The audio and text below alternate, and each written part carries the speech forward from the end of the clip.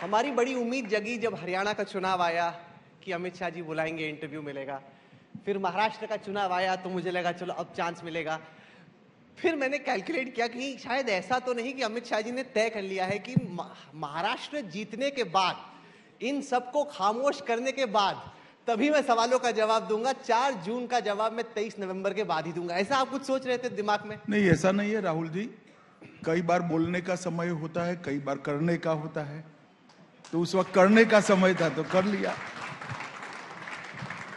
105 सीटें थी महाराष्ट्र में, जहां पर महाविकास अघाड़ी लोकसभा चुनाव में जीती, जो आपने फ्लिप की असेंबली इलेक्शंस में 23 नवंबर को। वर्तमान राजनीतिक इतिहास में इतना बड़ा टर्न अराउंड बहुत कम देखा है। साधारण तौर पे 30 साल का इलेक्टोरल डेटा यह दिखाता है कि जो लोकसभा में होता है, कुछ महीने बाद अगर विधानसभा का चुनाव होता है तो वही ट्रेंड कंटिन्यू करता है। कैसे रिवर्स किया आपने इस ट्रेंड? देखिए, आपका एनालिसिस का बेस ही गलत है और आपकी मेमोरी भी बड़ी शॉर्ट है।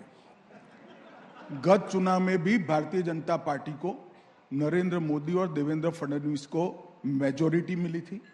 शिवसेना जो सीटें लड़ी, उस सीट पर हम नहीं लड़े थे तो हम जीत नहीं सकते थे।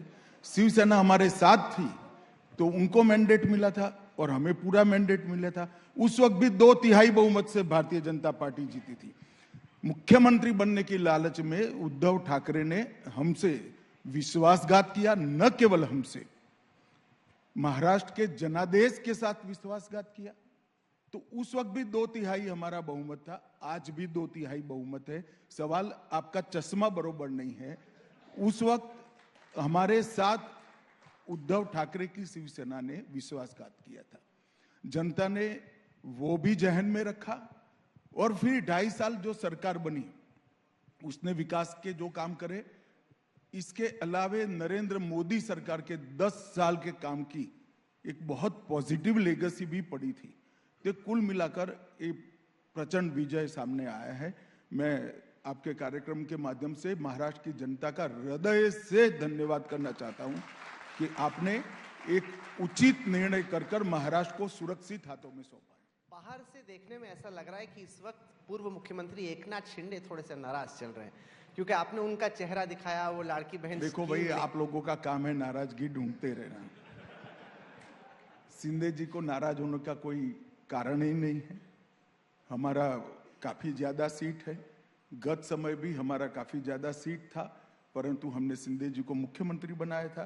2.5 साल पूरे विश्वास के साथ, चट्टान की तरह हम उनके साथ खड़े रहे। और इस बार शुरू से ही हम कहकर चले थे कि मुख्यमंत्री कौन होगा वो चुनाव के बाद तय होगा। इसलिए किसी को नाराजगी पालने का कोई जरूरत भी नहीं है और कोई पालता भी नहीं है।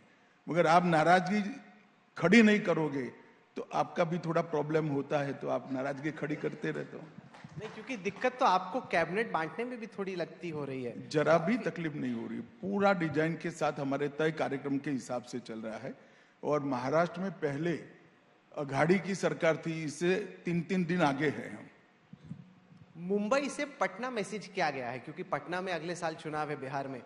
तो ऐसा तो नहीं कि नीतीश कुमार और जेडीयू को लगे कि लड़ेंगे तो साथ में, अभी हम मुख्यमंत्री हैं, बाद में बीजेपी गेम कर सकते।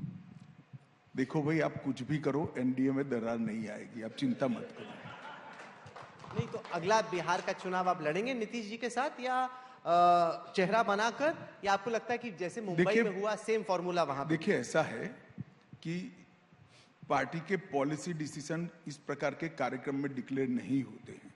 आप भी जानते हो, मगर आपका पूछने का धर्म है, पूछना पड़ता है। और निकल जाए तो हेडलाइन मिले, इसलिए पूछते हो।